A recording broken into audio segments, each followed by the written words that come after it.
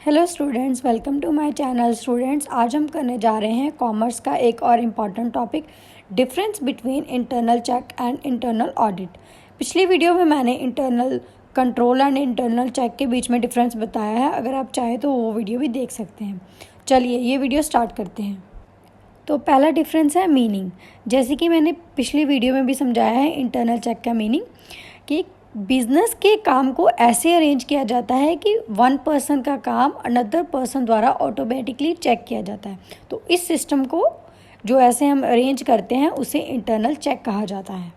दूसरी तरफ internal audit का मतलब है जो हमारे बुक्स ऑफ अकाउंट होते हैं, बिजनेस के जो भी बुक्स ऑफ अकाउंट्स होते हैं उसमें जो ट्रांजैक्शन रिकॉर्ड की जाती है उसकी करेक्टनेस को वेरीफाई किया जाता है। मतलब कि वो जो ट्रांजैक्शंस जो भी रिकॉर्ड किए हैं उससे चेक किया जाता है कि वो सही है या नहीं। मतलब ये चेक किया जाता है कि उसमें कोई एरर तो नहीं है, उसकी करेक्टनेस को वेरीफाई किया जाता है। वो जो बुक्स ऑफ अकाउंट्स लिखना था वो ओडी हो गया है, तो उसे थोड़ा सा सही कर लेना, स्पेलिंग मिस्टेक हो गया। Okay. Second difference is objective. Objective मतलब उद्देश्य। जो हमारा इंटरनल चेक होता है उसका उद्देश्य होता है जो भी हमारे बिजनेस में एरर्स हो रहे हैं, फ्रॉड्स हो रहे हैं, उनको प्रिवेंट करना। प्रिवेंट मतलब रोकना, कि जो भी फ्रॉड हो रहे हैं उसे वहीं पर रोक देना। और दूसरी तरफ जो इंटरनल ऑडिट होता है उसका पर्पस होता है कि जो भी एरर्स, जो भी फ्रॉड्स हो रहे हैं उनको डिटेक्ट करना।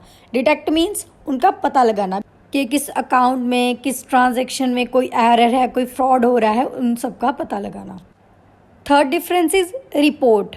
जो इंटरनल चेक होता है उन्हें अपनी रिपोर्ट किसी भी मैनेजमेंट को सबमिट करवाने की ज़रूरत नहीं पड़ती, क्योंकि वो एक पर्सन टू पर्सन चेक होता है, उसकी कोई रिपोर्ट रेडी नहीं होती। और दूसरी तरफ जो इंटरनल ऑडिट होता है उसे अपनी रिपोर्ट मैनेजमेंट को सबमिट करवानी पड़ती है। Next one is uses. जो इंटरनल चेक होता है वो बहुत लिमिटेड यूज़ होता है, और दूसरी तरफ अगर हम इंटरनल ऑडिट की बात करें तो वो उसके कंपैरेटिवली ज़्यादा यूज़ होता है। Next is scope. जो इंटरनल चेक होता है वो एक डिवाइस है। किसका डिवाइस है? काम में हेल्प करने का डिवाइस है। दूसरी तरफ जो इंटरनल ऑडिट है वो भी एक डिवाइस है, लेकिन उस काम को चेक करने का डिवाइस है। Next difference is cost. जो इंटरनल चेक है नो कॉस्ट। जैसे कि मैंने पिछली वीडियो में बताया था कि जो इंटरनल चेक होता है वो मैनेजमेंट का एक पार्ट होता है, इसलिए उसकी कोई कॉस्ट नहीं होती। और जो इंटरनल ऑडिट होता है वो एक्सपेंसिव होता है, क्योंकि हमें बाहर से ऑडिटर हायर करना पड़ता है जिसकी कॉस्ट काफ़ी हाई होती है, इसलिए जो इंटरनल ऑडिट होता है वो काफ़ी एक्सपेंसिव होता है। नेक्स्ट है टाइमिंग। इंटरनल चेक एक कॉन्टिन्यू प्रोसेस है। मतलब कि जैसे मैंने कि आपको मीनिंग में बताया कि ये पर्सन टू पर्सन चेक होता है, यानी कि आज एक ट्रांजैक्शन है, एक पर्सन ने की, नेक्स्ट दूसरे पर्सन ने की, ये कॉन्टिन्यू प्रोसेस चलता जाएगा। ठीक है, इसका कोई स्पेसिफिक टाइम नहीं होता है।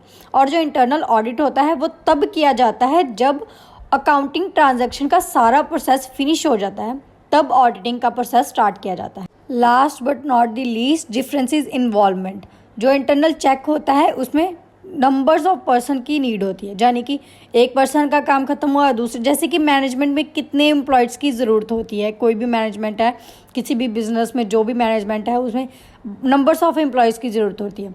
ऐसे ही इंटरनल चेक वो एम्प्लॉयज़ द्वारा ही किया जाता है, इसलिए नंबर्स ऑफ पर्सन इन्वॉल्व होते हैं इसमें। दूसरी तरफ इंटरनल ऑडिट का काम करने के लिए बहुत कम पर्सन्स की ज़रूरत होती है, जैसे कि एक ऑडिटर हो गया, उसके एक दो असिस्टेंट्स हो गए। ओवरऑल इनमें कम पर्सन्स की ज़रूरत होती है।